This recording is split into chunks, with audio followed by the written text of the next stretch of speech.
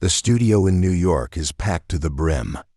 Bright lights shine down on the sleek podium, casting dramatic shadows as the audience murmurs, a mix of curiosity, anticipation, and underlying tension. Liberal talk show host Calloway, infamous for his aggressive interview style, steps forward with a smug smile. Ladies and gentlemen, tonight we have a very special guest. A young man whose last name alone stirs emotions across America. Some see him as a future leader, others as a relic of a bygone era. But what if he were to become president one day? Let's find out. Please welcome Barron Trump. The audience erupts applause mixed with a few scattered boos. Barron strides onto the stage, dressed in a sharp navy blue suit with a red tie, his expression calm and composed. He takes his seat in the leather chair opposite Calloway, his hands folded, his gaze steady. Calloway studies him with a forced grin, but behind his eyes, there's a glint of something else, a thirst for confrontation. Now, Barron, Calloway begins in a patronizing tone, as if addressing a child. Your father has already governed America in his own unique way. But if you were president one day, what would you do differently? Barron lifts his chin slightly, leaning forward. He knows exactly where this is going. First of all, he says coolly, I would ensure that American values freedom, family, and economic prosperity are prioritized. Our citizens deserve a government that works for them, not against them. Some members of the audience clap in approval. Others scoff, shaking their heads. Calloway arches an eyebrow. Freedom? Family? Prosperity? He chuckles mockingly. That sounds nice, Barron, but isn't that exactly what your father claimed? And yet, we got division, chaos, and an attempted coup. A few audience members cheer at his words, while others shift uncomfortably. Barron doesn't flinch. Instead, he simply raises a hand, a calm but commanding gesture that instantly silences the room. Mr. Calloway, if you're going to ask me a question, at least have the courtesy to let me answer it. The audience gasps. A low murmur spreads through the crowd. Calloway's eyes narrow slightly. He didn't expect Barron to push back. Fine, Calloway says with an exaggerated sigh.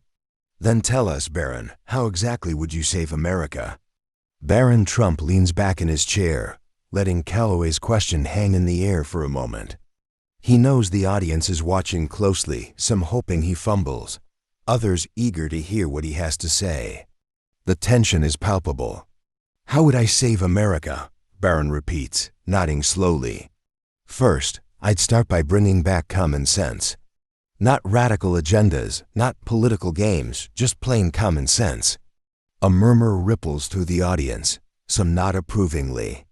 Others roll their eyes. Calloway smirks, shaking his head. Common sense. That's a vague answer, Barron. Give us something real. Barron doesn't hesitate. His voice is steady, controlled like a seasoned debater rather than a teenager. All right, let's talk real. I would secure our borders, not because of race, not because of fear, but because a country without borders isn't a country at all. I'd protect our economy, making sure hardworking Americans aren't being taxed into oblivion while career politicians get richer. And I'd put education back in the hands of parents instead of activist teachers who think their job is to raise kids instead of teach them. A portion of the audience erupts in applause. Others sit in stunned silence. Calloway's smile fades just a bit. Interesting, Calloway says, leaning forward. But let's be honest, Barron, your father had his chance, and the country is more divided than ever. People like you talk about common sense, but isn't that just code for pushing a conservative agenda? Barron chuckles a quiet, confident laugh. Mr. Calloway, I love how you twist things to fit your narrative. You ask me what I would do, I give you a clear answer, and instead of debating policies, you attack motives. That's not journalism, that's propaganda. The crowd reacts, gasps, laughter, some loud applause. Calloway stiffens. His show is built on controlling the narrative, and right now, Barron is turning the tables on him. Propaganda? Calloway scoffs. Says the son of the most controversial president in history? Barron doesn't blink. You call him controversial. Millions call him the best president of their lifetime. But here's the difference, Mr. Calloway. My father never had to silence people to win an argument. You interrupt, you spin, and when that doesn't work, you resort to insults. The crowd erupts. Even some of Calloway's usual supporters can't help but nod in agreement. The camera zooms in on Calloway's face. He's rattled. His confident smirk is replaced with a forced grin, his grip tightening around the cue cards in his hand. "All right then," he says, his voice sharpening. "You want to talk about policies? Let's talk about one of your father's biggest failures, January 6th. You say he never silenced people? Well, how do you explain a mob storming the Capitol in his name?" The audience gasps, some cheer, some boo. Barron's expression hardens. So now we're pretending that riots only happened once?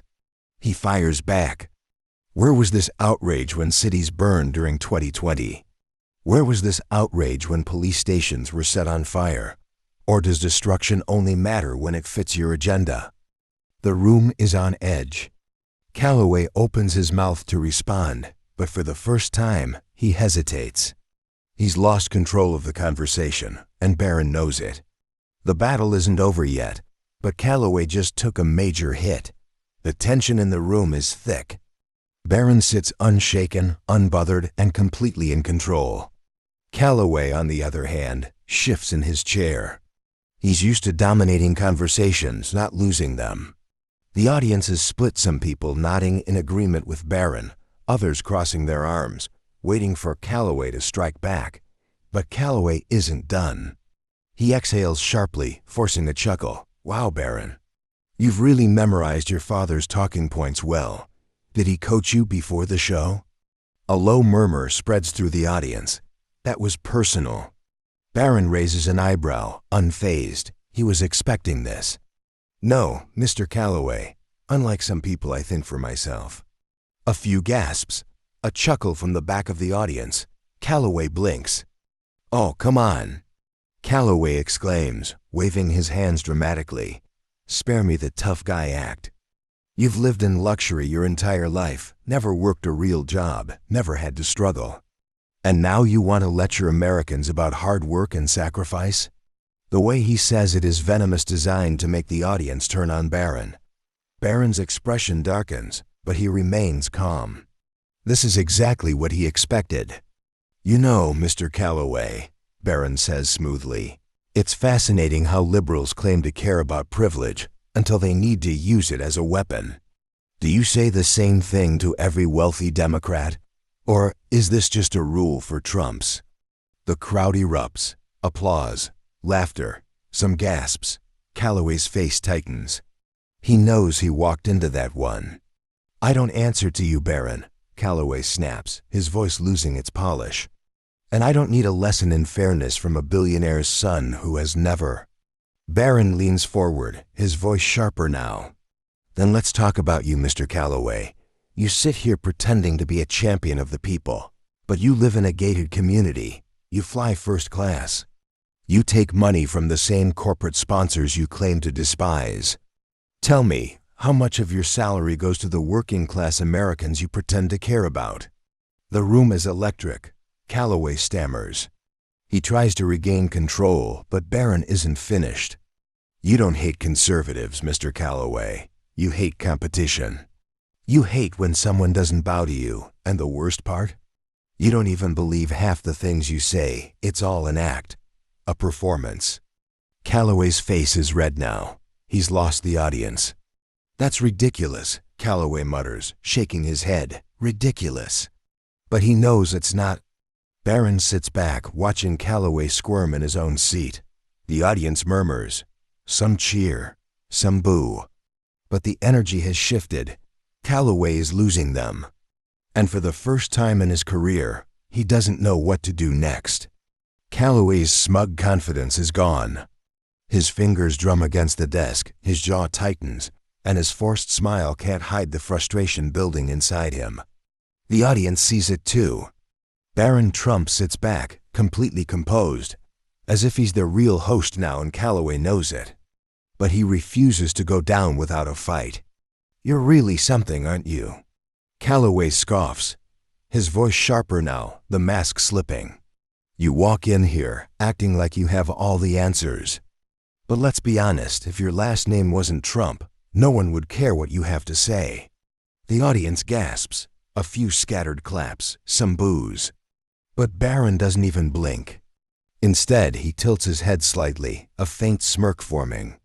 "That's funny, Mr. Calloway, because if you weren't pushing a left-wing agenda, no one would care what you have to say either." The crowd erupts. Laughter, applause. Calloway clenches his jaw. "Oh, come on," Calloway snaps, waving his hands wildly. "This isn't about me. This is about you and your ridiculous fantasy that a Trump will ever be president again." Barron just watches him, his expression unreadable. Calloway presses forward, losing his cool completely now. "Your father was a disgrace," he blurts out, his voice rising. "A fraud. A wannabe dictator. And if you think you'll ever set foot in the White House, you're more delusional than he is." The audience erupts in a mix of shock and outrage, some cheer, some boo. But Barron? He just leans forward slightly. His voice is calm, steady, lethal. "Mr. Calloway, let me ask you something," he says, his eyes locked on the flustered host. "If my father was such a fraud, such a failure, why are you still so obsessed with him? Why does his name still live rent-free in your head?" The audience explodes. Calloway's face burns red. Barron keeps going. "You've spent years calling him dangerous, yet here you are, terrified of the idea that he might return. Maybe, deep down, you know the truth, that America was stronger under him, that people were safer, wealthier, freer. And that scares you, because if he comes back, your entire narrative falls apart." Calloway slams his hands on the desk. "That is absurd," he shouts. "Lies." The audience is in chaos, now some booing Calloway, others cheering Barron. Calloway grips his cue cards so tightly his knuckles turn white. He's losing it. Barron? Unshaken, unmoved, in complete control. He sits back watching Calloway implode on live television. The camera zooms in on the host's furious expression, his once polished persona now shattered. And the whole country is watching. The studio is in chaos. The audience is split, some laughing, some booing, but one thing is clear. Calloway has lost control. His fingers grip the cue cards so tightly they crumple in his hands. His carefully crafted media persona is cracking on live television. But he isn't done. He forces a smirk, a last-ditch effort to regain dominance. "All right, Barron," he says, his voice dripping with condescension. "You're good at talking, I'll give you that. But let's get real. Do you honestly think America wants another Trump in the White House? Let's not forget, your father lost the popular vote. Twice. And let's be honest, your entire political fantasy is just that. A fantasy." Some in the audience clap. Others groan. Calloway thinks he landed a hit. But Barron? He just chuckles. "That's cute, Mr. Calloway. You still believe in the popular vote?" Laughter erupts. Even some of Calloway's usual fans chuckle. Calloway's smirk vanishes. Barron leans forward, his voice calm, controlled, surgical. "You see, people like you love to talk about democracy, until democracy gives you an answer you don't like. You claim my father is done, yet millions still chant his name. You claim he has no chance, yet your entire career is built on attacking him, day after day, because, you know, deep down, he's still the biggest force in politics." The audience erupts. Some cheer, some boo. But Calloway? He's shaking. Barron continues, his words like daggers. "And as for me?" He shrugs. "I never said I wanted to be president. But if I ever do, you better pray I lose. Because people like you wouldn't last a day in my America." Boom, the studio explodes. Calloway's face turns red. His eyes widen. He slams his fist on the desk. "That's aight," he bellows. He rips off his earpiece, throws his cue cards, and stands up abruptly. The audience gasps. Security guards step closer to the stage. No one has ever seen Calloway this unhinged. I will not be lectured by some spoiled, privileged little brat. He screams, pointing aggressively at Barron. But Barron? He just smiles. You just did, he says smoothly. Calloway is trembling. He knows he's been beaten, but will he leave quietly? Or make an even bigger fool of himself? The tension in the room is suffocating. The audience is on edge, some leaning forward, some whispering in shock. No one has ever seen Calloway like this. His face is bright red, his hands clenched into fists at his sides. His entire career built on controlling conversations, outmaneuvering guests and setting narratives is collapsing in real time. And the worst part? Barron isn't even trying. He just sits there, calm, composed, unshaken. Calloway's chest rises and falls rapidly as he glares at Barron. You arrogant little punk, he hisses, his voice dripping with venom. You think you're some kind of genius? You think you just humiliated me? Barron tilts his head slightly, almost amused. I don't think, Mr. Calloway, he says smoothly. I know. Boom, the crowd erupts. Some cheer, some boo.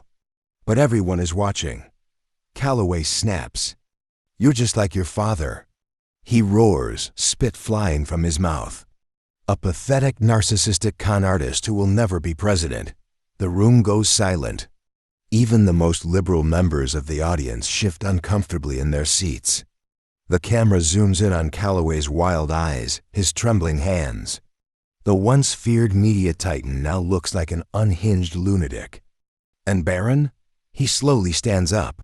For the first time in the interview, he looms over Calloway, his height adding to the dominance he already established. He buttons his suit jacket, looks Calloway dead in the eye, and simply says, "Thank you for proving my point." Boom, the room explodes. People are on their feet, some laughing, some gasping. The camera cuts to Calloway, his face frozen in pure rage. His career is in freefall. He knows it. The producers frantically motion for a commercial break, but it's too late. The moment is viral. And Calloway, he just lost everything. The studio is in chaos. Security guards stand by. The producers are frantically waving their arms, and the audience is losing their minds. Elliot Calloway, once a dominant force in media, now stands there fuming, shaking, completely humiliated. Barron Trump, unbothered, unshaken, victorious. But he isn't done yet. He slowly adjusts his cufflinks, then leans slightly toward Calloway, not in anger, not in arrogance, but in complete and total control. "Mr. Calloway, let me give you some free advice," he says, his voice cool and measured. "If you ever want to be taken seriously again, maybe stop acting like a child on live television." The crowd erupts. Calloway's face is twisted in fury. He wants to fire back, but he has nothing left. No comeback, no dignity. This interview is over. Calloway screams, ripping off his mic and throwing it to the floor. The audience gasps. He storms off the set, pushing past a stunned producer, nearly knocking over a camera in his rage. Barron watches him go, then turns to the audience. He gives them a single nod, some cheer, some boo. But one thing is clear, he just dominated one of the most aggressive media personalities in the country. The camera slowly zooms in as Barron picks up his mic and, with a smirk, simply says, "Thanks for watching. If this conversation taught us anything, it's that the truth always wins. And if you want more stories that challenge the narrative and bring real debates to light, then you're in the right place. So do not just watch, be a part of this movement. Hit that subscribe button, turn on notifications, and join the conversation in the comments. And remember, the media might try to control the story, but you decide what really matters. Subscribe now because the next story is one you will not want to miss.